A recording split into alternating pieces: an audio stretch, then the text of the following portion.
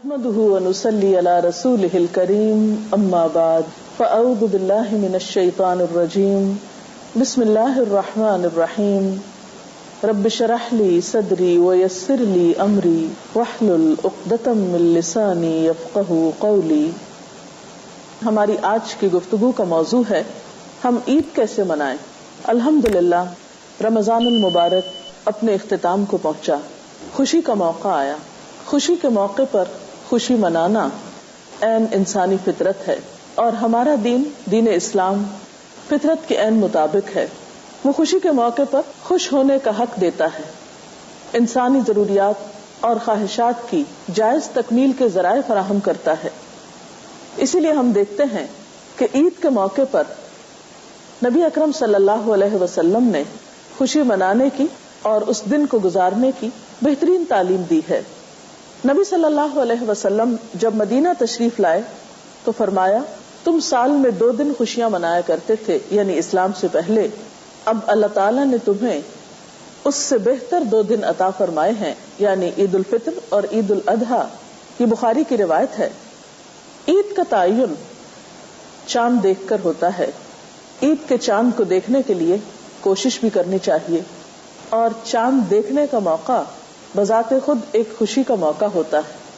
اگر ممکن ہو تو بچے اور بڑے سب مل کر عید کا چاند دیکھنے کی کوشش کریں. ایک روایت میں آتا ہے کہ آپ نے فرمایا جو دونوں عیدوں کی شب قیام کرے گا نیک نیتی اور اخلاص کے ساتھ، یعنی کچھ نوافل وغیرہ پڑھے گا، تو اس کا دل نہیں مرے گا اس دن جب اور دل مردہ ہو جائیں گے. چاند رات کو ہی یا عید کی نماز پڑھنے سے پہلے ایک اہم ذمہ داری جو سب کو ادا کرنی ہے وہ ہے فطرانہ کی ادائیگی. فطرانہ گھر کے تمام افراد کی طرف سے ہوتا ہے. ہر مسلمان، غلام ہو یا آزاد، مرد ہو یا عورت، چھوٹا ہو یا بڑا، روزہ دار ہو یا غیر روزہ دار، صاحب نصاب ہو یا نہ ہو، حتیٰ کہ دودھ پیتا بچہ، اس کی طرف سے بھی صدقہ فطر ادا کیا جائے گا. یہ وہ صدقہ ہے جس میں تمام مسلمان شریک ہوتے ہیں. بہت سے مواقع پر جب صدقہ خیرات کی بات ہوتی ہے تو چند لوگ دیتے ہیں اور چند لوگ لینے والے ہوتے ہیں، لیکن اس صدقہ فطر میں سب کو شریک ہونا ہوتا ہے. حضرت ابن عمر سے روایت ہے کہ رسول اللہ صلی اللہ علیہ وسلم نے صدقہ فطر 1 صاع کھجور یا 1 صاع جو غلام، آزاد، مرد، عورت، چھوٹے بڑے ہر مسلمان پہ فرض کیا، یعنی سب کو ادا کرنے کا حکم دیا. 1 صاع کی مقدار تقریباً 2.5 کلو گرام کے برابر ہوتی ہے. یہ کھجور یا گندم یا دیگر اناج کی شکل میں بھی دیا جا سکتا ہے اور اس کی قیمت بھی ادا کی جا سکتی ہے. عید کا نام سنتے ہی ذہن میں زیب و زینت کا خیال آتا ہے. عید کے دن غسل کرنا، صاف ستھرے کپڑے پہننا. عید کے دن کی ابتدا بھرپور تیاری کے ساتھ ہونی چاہیے. اس دن خوشی کا اظہار کرنا چاہیے اور خوشی کے اظہار کے لیے گھر کی زیب و زینت اور اپنی ذات کی زیب و زینت کا اہتمام کیا جانا چاہیے. اس کے لیے غسل کرنا، صاف ستھرے یا نئے کپڑے پہننا اور زیب و زینت کا اہتمام کرنا پسندیدہ ہے. کے دن کرنے والے کاموں میں اہم ترین کام نماز عید کی ادائیگی ہے، لیکن اس کی ادائیگی سے پہلے کچھ میٹھا کھا لینا بھی سنت ہے. حضرت انس بن مالک رضی اللہ تعالی عنہ کہتے ہیں کہ رسول اللہ صلی اللہ علیہ وسلم عید الفطر کے دن کھجوریں کھائے بغیر عیدگاہ کی طرف نہیں جاتے تھے، اور نبی صلی اللہ علیہ وسلم تاک کھجوریں کھاتے تھے، یعنی 1 یا 3 یا 5. لیکن ضروری نہیں کہ کھجوریں ہی کھائی جائیں. اگر کھجوریں میسر نہ ہو تو کوئی بھی میٹھا کھایا جا سکتا ہے. عیدگاہ جاتے ہوئے تکبیریں پڑھنا بھی ایک مسنون عمل ہے. تکبیر کا مطلب ہوتا ہے اللہ تعالیٰ کی بڑائی بیان کرنا.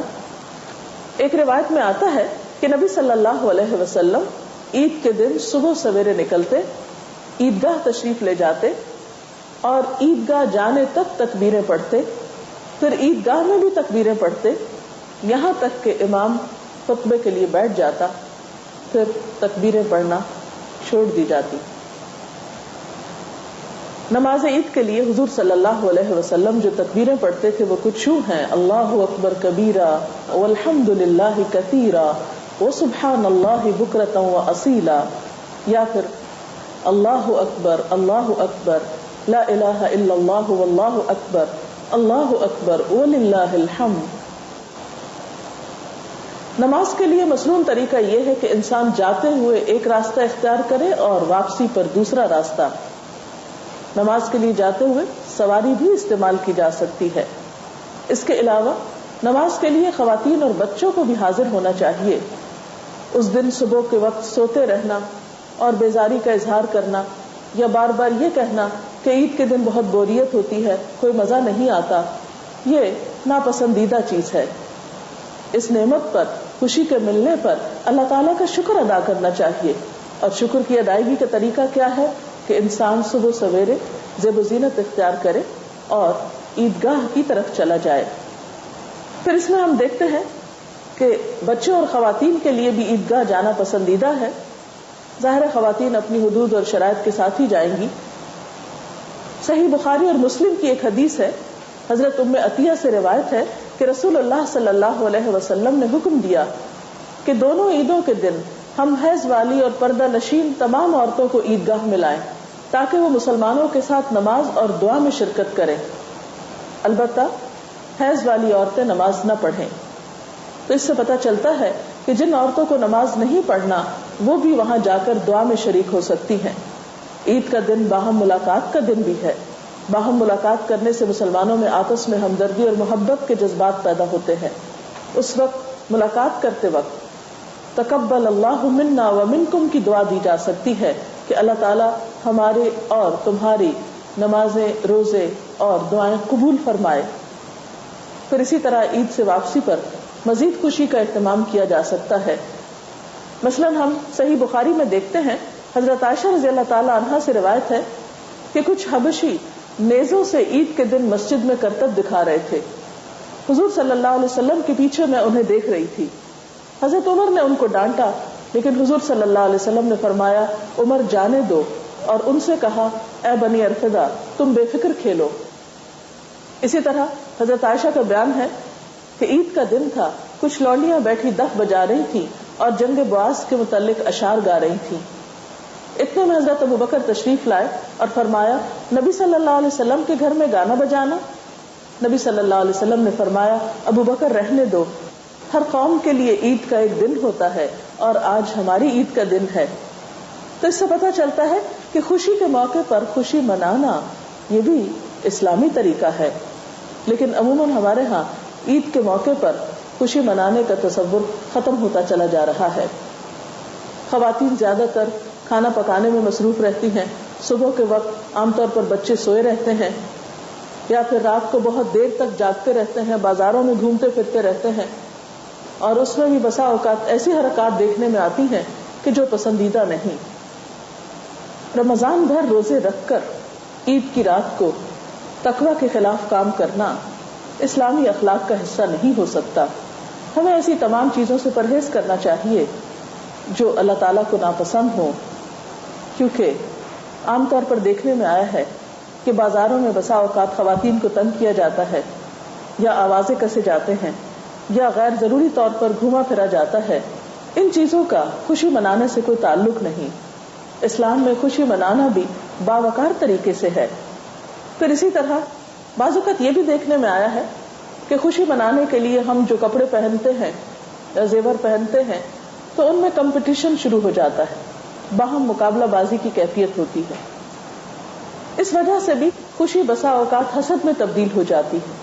ہمیں اس بات کا تو حق دیا گیا ہے کہ ہم نعمت کا اظہار کریں، اچھا پہنیں، اچھا کھائیں، لیکن اس بات کی اجازت نہیں دی گئی کہ ہم اپنی نعمت کا اظہار اس طرح کریں کہ دوسرے کی تحقیر ہو یا دوسرا تکلیف میں مبتلا ہو، یا صرف اپنی خوشی کا خیال رکھیں اور دوسروں کو بھول جائیں۔ رمضان کے علاوہ اس موقع پر بھی اپنے عزیزوں دوستوں کو یاد رکھنا، ضرورت مند لوگوں کو یاد رکھنا، ان کی ضروریات کا خیال رکھنا، یہ بھی ہمارے فرائض میں شامل ہے۔ حقیقی خوشی تو وہ خوشی ہوتی ہے جس میں سب شریک ہوں، صرف اپنی خوشی کا ہی نہیں دوسروں کی خوشی کا بھی خیال رکھا جائے۔ اللہ کرے کہ آپ سب کی یہ عید حقیقی خوشیوں کی عید ہو اور آپ اس میں خوب خوب انجوائے کریں. وآخر دعوانا ان الحمد للہ رب العالمین.